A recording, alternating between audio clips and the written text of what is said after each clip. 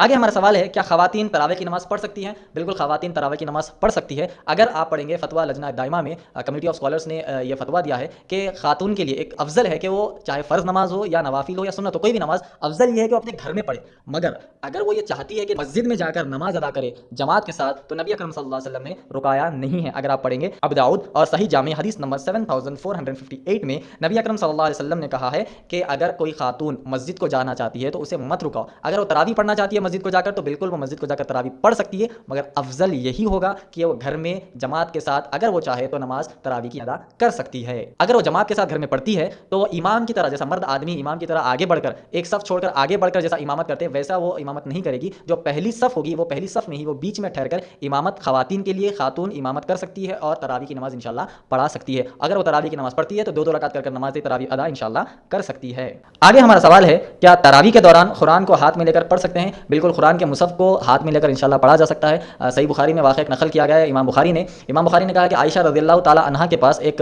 غلام تھا اور اس غلام کو قرآن یاد نہیں تھی، تو وہ غلام جو ہے ہاتھ میں قرآن کے مصحف کو لے کر وہ تراویح پڑھاتا تھا۔ تو اس سے ہمیں دلیل ملتی ہے کہ اگر کوئی شخص جو ہے تراویح کے دوران قرآن ہاتھ میں لے کر، قرآن کے مصحف کو ہاتھ میں لے کر اگر وہ تراویح پڑھانا چاہتا ہے تو قرآن ہاتھ میں لے کر انشاءاللہ پڑھا سکتا ہے۔ شیخ بن باز نے اپنی کتاب فتویٰ نور علی الدرد میں کہا ہے کہ اگر کوئی شخص قرآن ہاتھ میں لے کر، قرآن کے مصحف کو ہاتھ میں لے کر تراویح پڑھانا چاہتا ہے، قیام اللیل پڑھانا چاہتا ہے تو اس کی اجازت دی گئی ہے۔